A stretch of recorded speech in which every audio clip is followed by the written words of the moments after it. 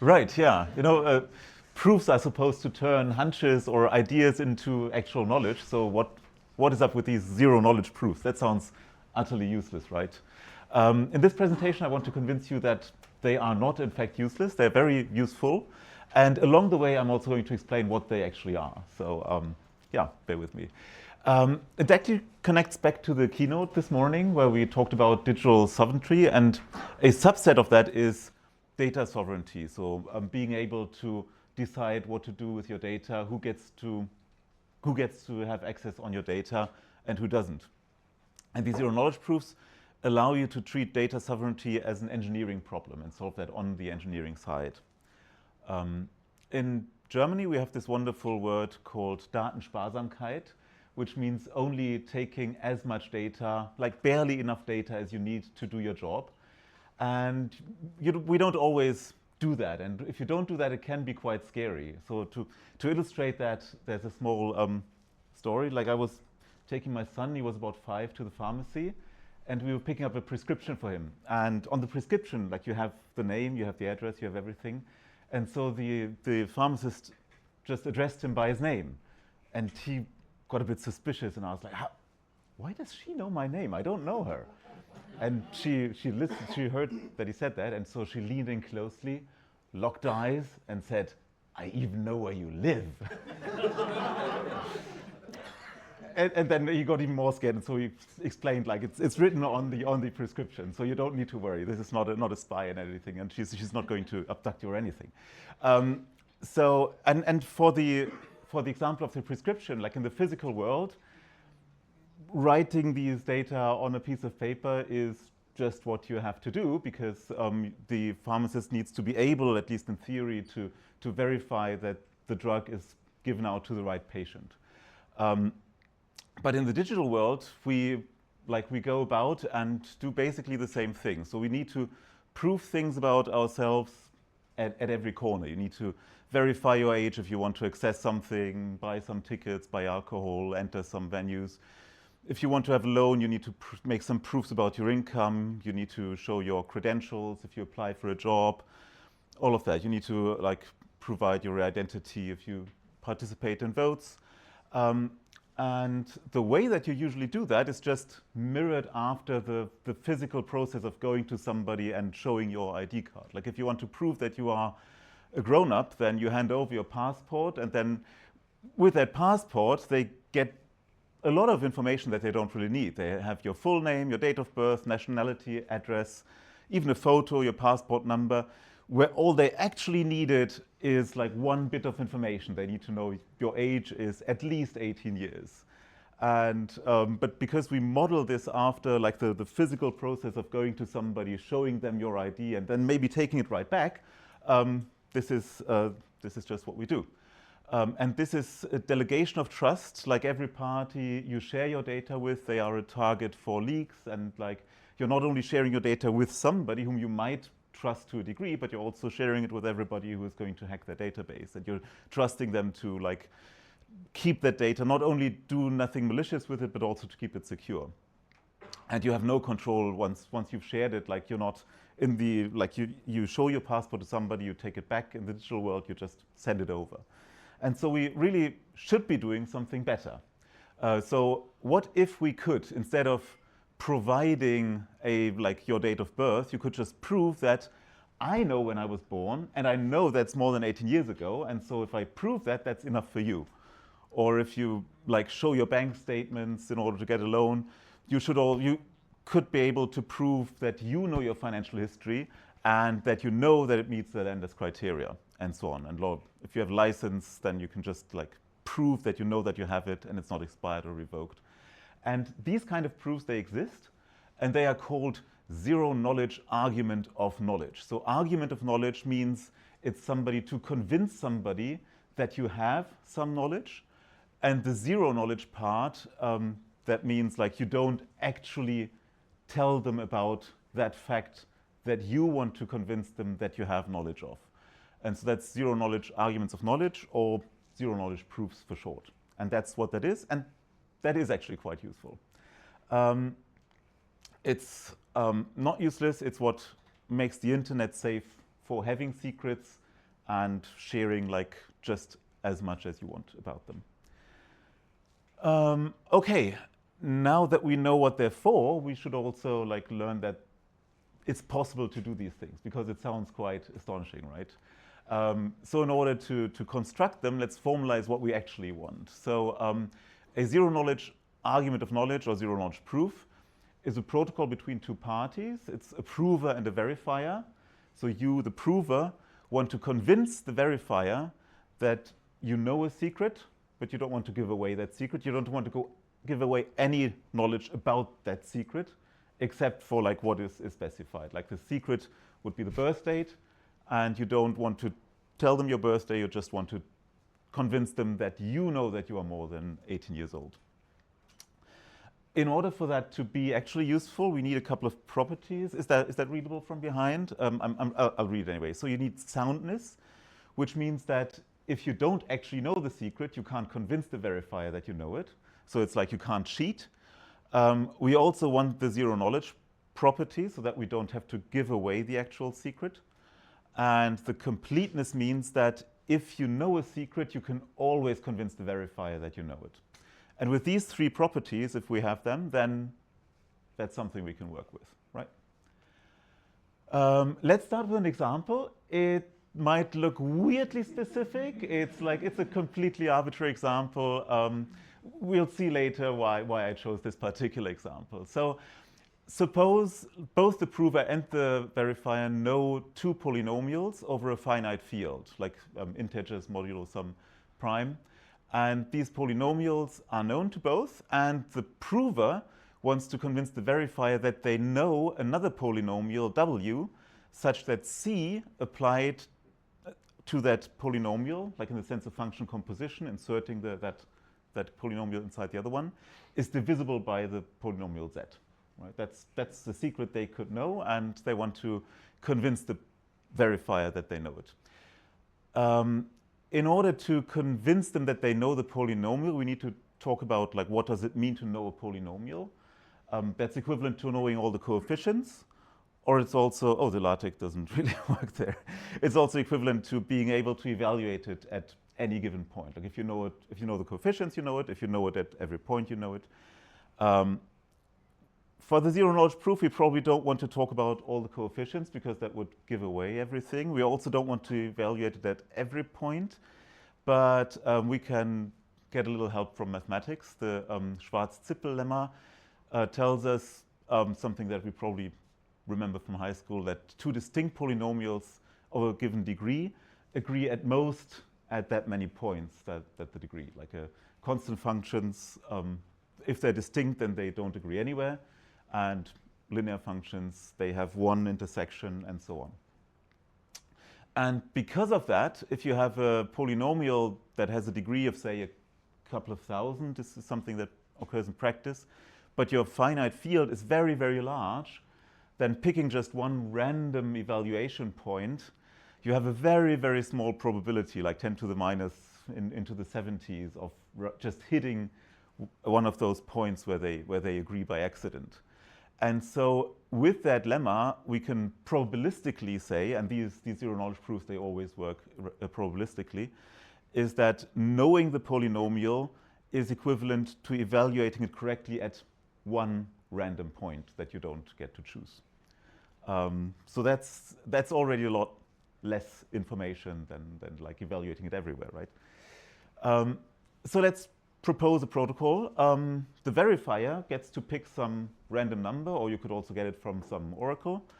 And then the prover reveals two evaluations, or an evaluation of two polynomials, the w, which is the secret, and then another one, such that c applied to w evaluated at that point is just the evaluation of this polynomial times the evaluation of the polynomial z. And so if that works, then they obviously know that polynomial, right? So question, is this sound? Like if you give me a random number and then I tell you, okay, like the polynomial w has a certain value, and then I have another value, and then you insert it into C, and then you see that this factorizes. Does it work? This is discrete mathematics. Yeah.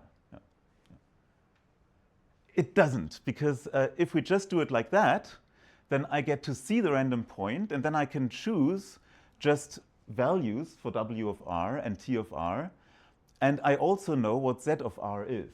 And so because I know that, I can just pick any random number for w of r, and then I can evaluate c at that point, and then I can just pick t of r as the ratio, as the quotient of these two. And then it works. And then I don't need to know any polynomial at all. I can just give you like some numbers that just fulfill this equation. So this is not sound. And the reason why it's not sound is that I can pick these polynomials, or in fact, I don't even need to have any polynomials after knowing r. So what you need to do in order to make this sound is to add a commitment, so something that that requires the prover to pick their polynomials beforehand without revealing them.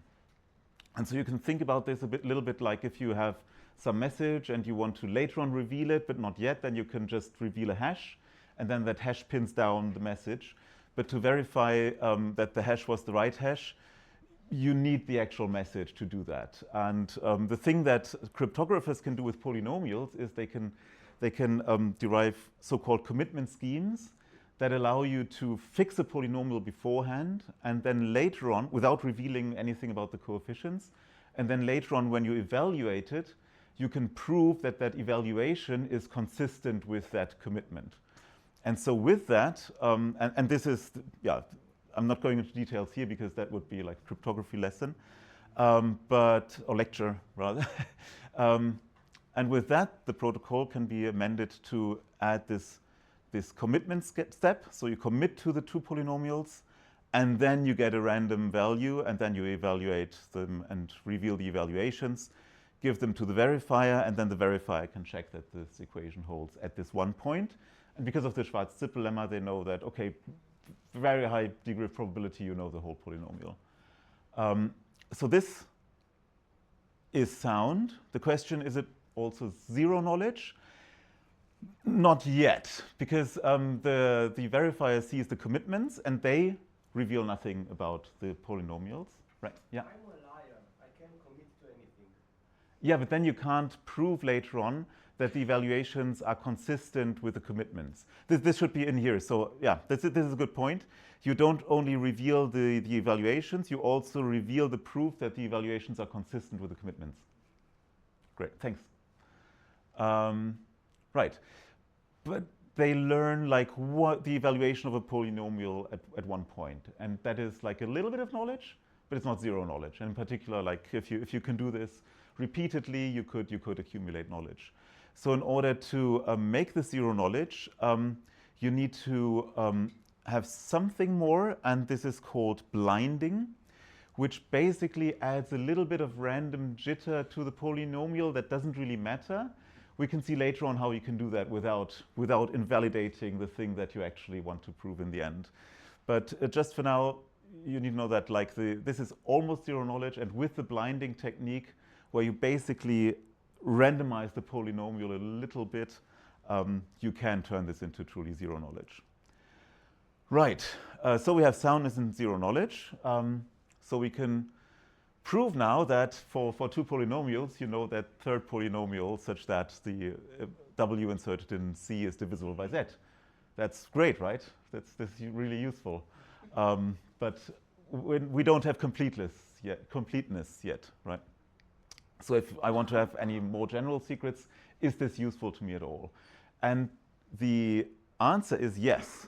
And the reason why it's useful is that if you look at any kind of like computation, arithmetic computation, then you can always express them as polynomials or as constraints on polynomials. So if you have addition and multiplication, you can build polynomials from them. And then if you want to have like Boolean, like if you want to have Booleans, then you can say, okay, you can translate that to requiring that the polynomial has a zero at a certain point. It's like so the claim is that you can turn any kind of secret into a problem of that statement. And I'm not going to give you full proof that this is possible, but I'm going to give you a small example, a very like the simplest example I could think of, and then tell you how to generalize that later on. Right, so the simplest thing would be that, or yeah, a very simple thing would be my age is exactly 18 years. You wouldn't believe me even if I proved it to you, but that's another thing. So we have one assertion, like the current year minus the birth year is 18. So it's one constraint. We have one private input, which is the birth year. And we want to turn that into a polynomial constraint. And in order to do that, we first turn that into an arithmetic circuit where you have like one gate that asserts one equation. The current year minus the birth year is minus 18 is 0. And you have one private wire value. So you feed that birth year into that gate. And then that gate tells you whether that is true or not. Right, and so you have birth year is your secret, 18, and the current year, that's public knowledge, and it's baked into the gate.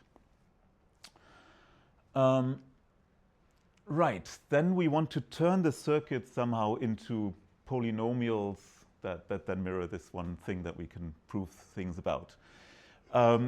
And this polynomial W, the name of that is the wire polynomial. That is what encodes all these bits of data that flow into the circuit or that are intermediate values in the circuit. And so for us, it's really simple. Like we say, the polynomial evaluated at a certain fixed point W, omega is the birth year. That's the value on the wire. And so this is very trivial. It's just a polynomial of degree 0, so it's a constant function. If you had more wires than that, then you would do an interpolation. So you would pick unique values for the evaluation points. And then you would say that your wire polynomial W is the one polynomial of degree n minus 1, where n is the number of wires that you have, where the polynomial takes on the value of each wire at one evaluation point. So that's the W polynomial. Then we want to also encode the constraints from the gates into a polynomial. And we do that by just saying that the C evaluated at a certain field element is just that equation from the gate where like the value that will later be the thing that's coming in from the wire is just the element at which we evaluate the polynomial. And then if we substitute the wire polynomial into that, then by basically saying the V, instead of V, we have W of the evaluation point. We say that like C applied to W applied to X is then the current year minus W of X minus 18. And at the evaluation points where we say that the wire polynomial takes on the values of the wires, this then, oh, sorry, I didn't want that. Yeah. This then just gives you the equation that you want to turn to 0. Right?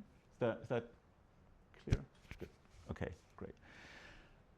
Now we need another polynomial, the Z, and the Z is basically what gives us the requirement that these equations that we have here, that they turn to 0. So that the C of W of X gives us the left-hand side, and then the Z gives us the right-hand side. So we construct Z as just being a polynomial that vanishes at all the evaluation points and nowhere else. So it's like it just has these roots X minus evaluation point. And so it vanishes at the evaluation points. And now the claim or the statement C applied to W is divisible by Z turns into C applied to W at the evaluation points is 0. Because like the Z is just the factors, has as factors all these roots, these X minus the evaluation points. And so if you write down C of W in factorized form, then it's just like it's, and then the claim that it's divisible by Z of X means it needs to have all these factors of X as factors itself. So it needs to vanish at these points. And this, if we look back at this above, then we see that C of W applied to the evaluation points, that just replicates these equations that we want to set to 0. So requiring that this is 0 is just like the original thing that we want to prove. Yeah, so that in that way we can turn that statement, okay, I have a birth here that is at least 18 years in the past, or that is exactly 18 years in the past, we can turn that into that form, like polynomial C and Z, which are both known to both the prover and the verifier, apply to a polynomial that only the prover knows is divisible by Z. And then we're basically done. So just to restate what the different parts are, like the statement that we know we can prove is that we know that Y a polynomial, and a reminder such, or like the divisor such that the constraint polynomial is just a multiple of the 0 polynomial. Yeah, W encodes all these wires in the circuit. C encodes the gate constraints, and Z requires that like these constraints actually evaluate to 0 at the gate positions. Yeah, and then T is just the quotient, and you need to provide that in order to certify that actually like you know the factorization. Right, so this was a very like almost a trivial example because you only have this one constraint, but it generalizes to having more than one gate. So for example, we could construct the same computation using 2 gates, one subtraction gate and one just equality gate, and then we could feed in the birth year and the current year to the subtraction gate. That would create an intermediate wire, which is our age, and then at another gate, this would be then constrained to be 18. Yeah? I have a question about the protocol. Like, how would the birth year be certified, so to say? Like, does the government need to somehow? Yeah. We'll come to that. Yeah. This is so. The question was, why can't you just pick an arbitrary birth year, and right? And like, how is that certified? How is that connected to your own age? Like, because this so far just proves I know a year, I know like a number, and I know that like, yeah, somebody born in a certain year is 18, and that's not me, definitely. So yeah, good question. We'll come to that later. Thank you. Yeah, and that is the way that these general calculations are then mechanically translated into circuits with like standard gates, and yeah, and the same thing just generalizes in that way. Good. Now we want to go from requiring that our age is exactly 18 to something that is more plausible, which is that the age is at least 18. And the way that you can do that is by basically computing the difference of the age and 18, and then requiring that that is a number that has a bit representation with 8 bits. Because then you basically show that you don't get an overflow in that finite field. Because if that would be negative, then you would end up all the way near to 2 to the power of 256, and then you wouldn't find values that create a bit representation of that difference that just takes 8 bit, because it's much larger than because of the overflow. So then these range checks, they translate into many gates, and so this gets quite hairy. Okay, cool. So we now have soundness, 0 knowledge, if we accept the blinding for now, and also accept that commitment schemes exist and all the cryptography. And we also have completeness. The thing that we just constructed is called sometimes a SNARK, which stands for succinct non-interactive argument of knowledge. And in argument of knowledge, we already explained what it is. Succinct means that the proof is like doesn't grow linearly with the thing that you want to prove. And non-interactive means that there's no back and forth between the prover and the verifier. Strictly speaking, like the verifier can choose the random number here, but you could also get that from an oracle, then it would be truly non-interactive. Right, so we're done. Who's looking forward to writing these circuits and expressing all their computations in that weirdly strange form by hand? Nobody, right? So maybe we can just drop it all into an LLM and hope for the best. Or we do what functional programmers like to do, is using a language that's exactly designed for this, using a DSL in order to produce these circuits. Yeah, and there is a rich landscape of domain-specific languages that allow you to write your computation in the way that you would usually do it, and then they compile down to these strange polynomial constrained things. And yeah, and there's quite a few of them, and I'm going to consider an example using one of these DSLs, which is called Noir, which has a Rust-like syntax, is quite clean and readable, so it's good for slides. The example that I'm going to take is like basically sketching the European digital identity wallet. So that then answers also the question about like, how do you like make sure that the date that you provide is not just a random secret date, but also actually your birthday. First, let's look at how that very simple circuit that we showed looks like in Noir. So you have some like type definitions here. You have assertions, and like the assertion that we care about is that the age is at least the required age. And the age, we calculate that from inputs, current year and birth year. The current year is a public unsigned integer. The birth year is a non-public. So that's like the secret that you don't reveal. And then in order to tie that, in order to make sure that it's not just like a random birth year, but actually something that has been committed to previously, you need something more. You need some kind of credential. Like for now, let's just say we publish a hash of our birth year. So we don't care yet about like who makes sure that that hash is actually correct, but it's something that makes sure that at least during the proof we can't cheat. In that circuit, like this assertion, the age is at least the required age, compiles to all this bit decomposition and stuff, so we get all of that for free. We don't need to think about that, which is great, because we also can't make mistakes in that then. And it's less tedious. Then the credential, yeah, for now it's just like a hash, and yeah, then the verifier receives the proof, which is the thing that has been computed by using the circuit.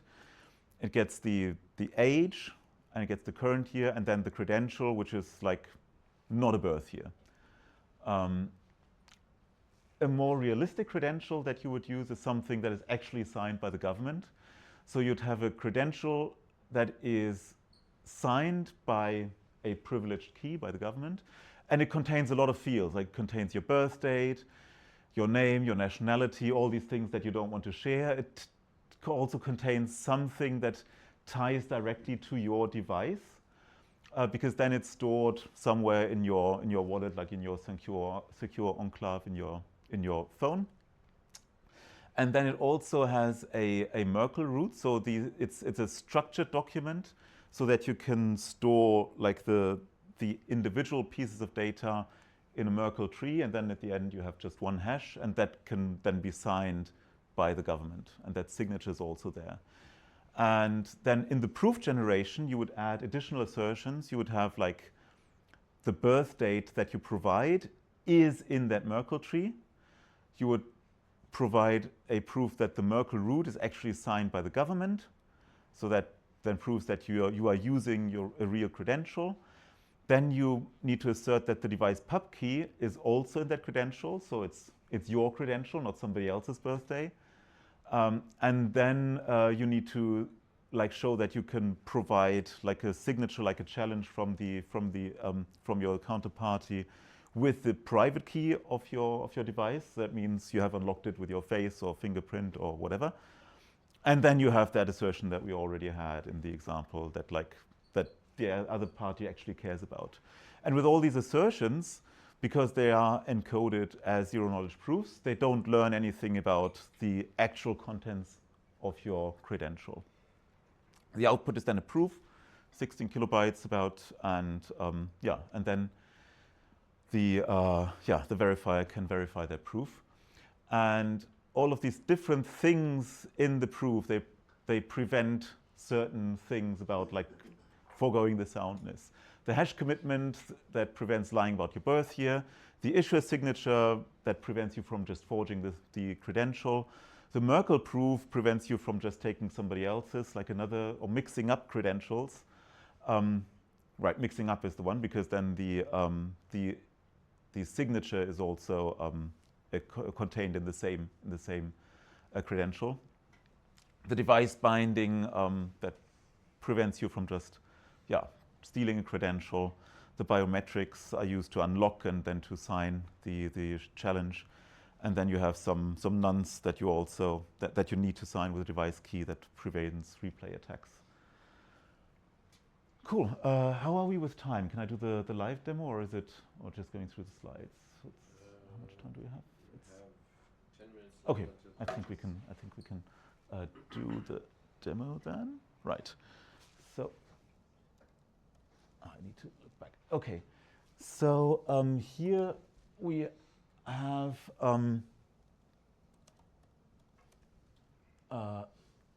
the circuit. I want to do less, but this is a bit. Right. So this is the circuit that we just had. And then this is sorry? Larger? Yeah.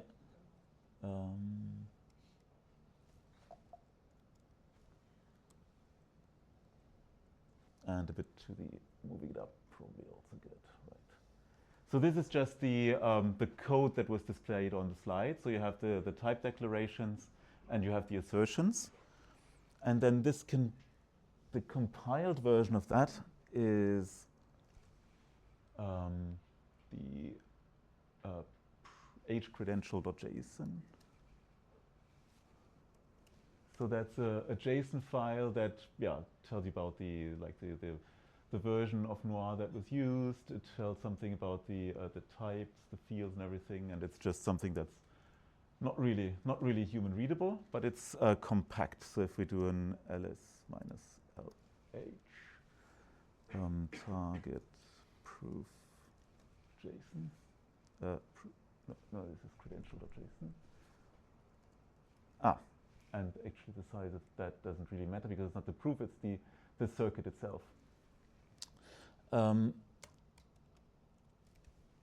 We have a file that does the actual proving, and so that imports a bunch of libraries, and then it reads the compiled, like the JSON thing that we just saw, which is the compiled circuit.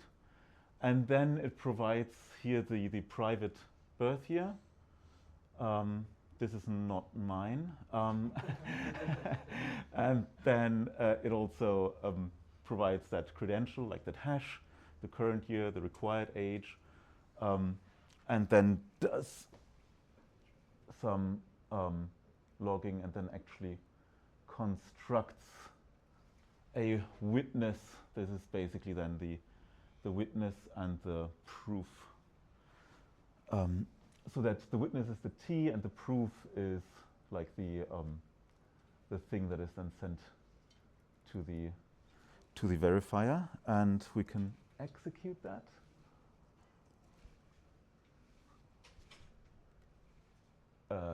No, it's node proof. Yeah, so it's generating the witness.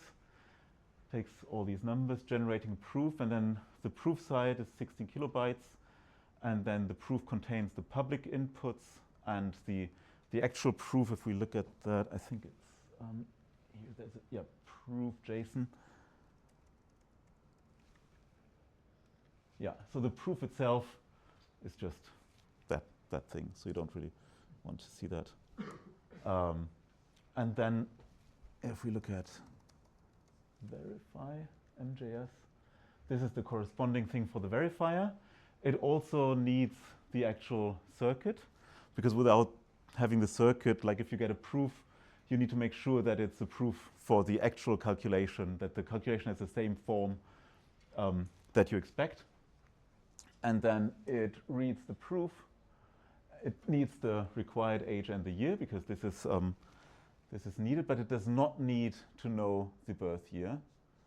And then it does verify the proof here, and then does some logging. So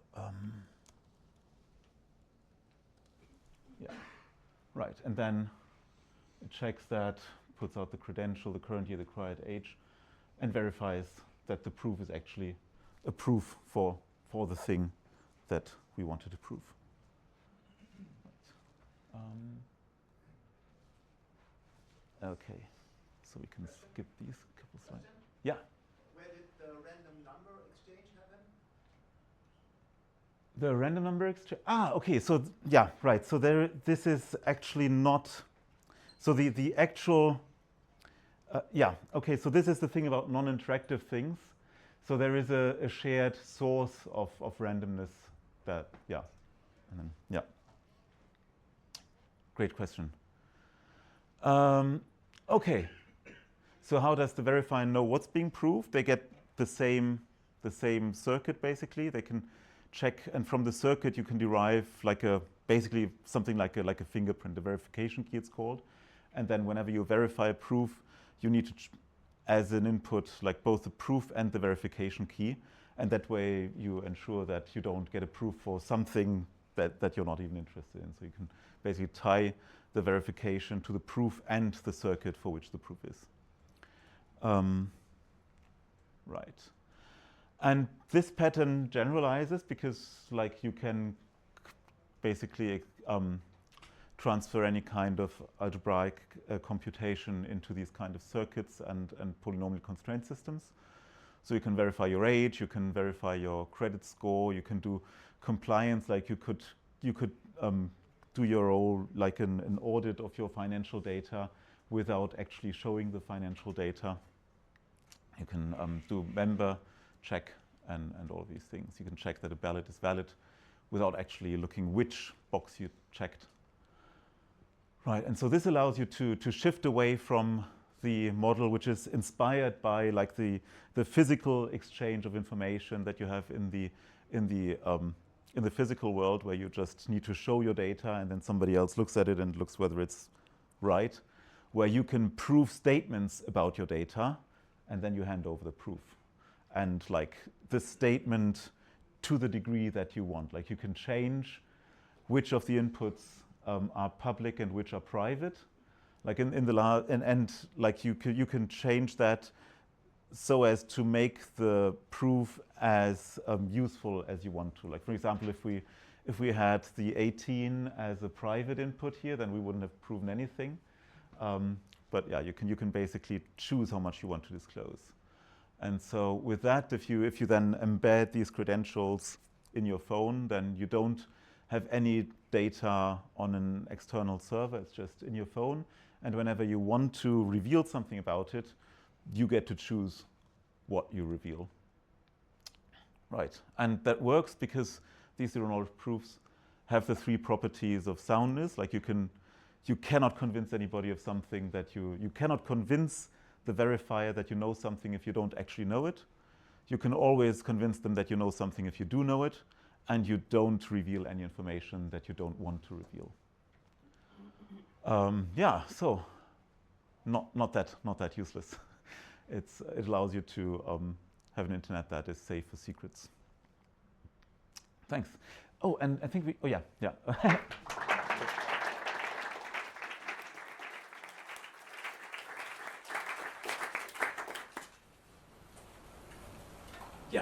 Just out of curiosity, Yeah. you, or maybe I misunderstood you even. So you were saying that it's somehow essential that polynomials uniquely determine functions? So you can express any kind of computation as a constraint on polynomials because you can do any additional multiplication that basically that is in polynomials, and then the constraints are from requiring that they vanish at certain points. But I can, yeah. And you need the polynomials for these for two things. One, for the commitment scheme, because you without the polynomials you wouldn't be able to commit beforehand and then later on reveal that it's consistent with what you committed to without revealing what you committed. Like that's something that the polynomials give you. Yeah, and then yeah, that's. No, I mean, I can yeah. come up with two polynomials that are they are the same function, so they evaluate to the same values at all points, but they're different polynomials. Does that matter? No. If they agree on all points, then they're the same.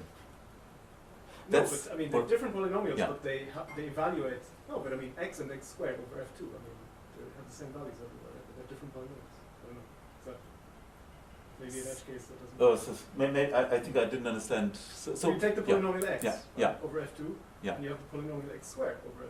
Yeah. They're different polynomials. Yeah. But they have the same values everywhere. Because the field is so small. Okay. Yeah. Okay.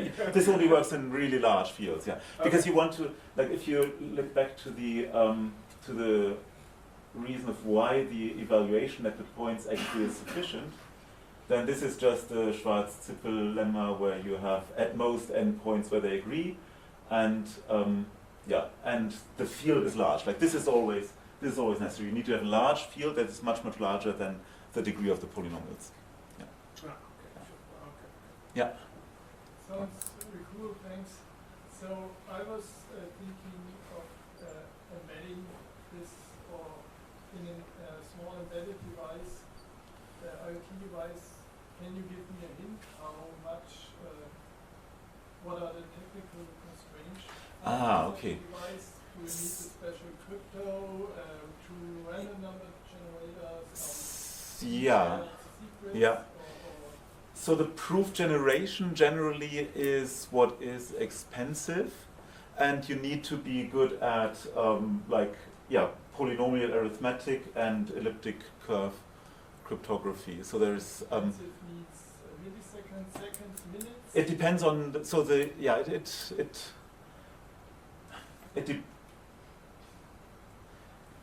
there's various schemes that you can use, and so the whole generality, of course, is a bit of a white lie, because you run into constraints with the size of the circuit, because these circuits, they get quite large quite quickly, and so yeah, I mean you can construct proof on embedded devices. I'm not sure about the specifications that you need, so I would need to look that up. Yeah. But it's possible, but it's always something that you need to have in mind. Yeah. But could you possibly reverse the thing and like that the verifier in some sense has to do some computation given something that the prover gives? So there are different schemes. There are like interactive schemes where you have a back and forth, and these are also a bit easier to understand, because like if we have a back and forth, you ask me questions repeatedly, then I can convince you by always answering correct that I know that after a while. So, but in practice, like these non-interactive ones, they're much more useful, because because you can do them once, and then the proof can be verified by anybody. In the interactive schemes, you need to trust that the verifier is honest if you want to see that the proof is valid. If it's a non-interactive one, then the verifier doesn't have any freedom to do anything, and so if you see that like the verification succeeded, then it just succeeded, and you don't need any trust in that other party. And the interactive ones work when you are the verifier, because you trust yourself, hopefully.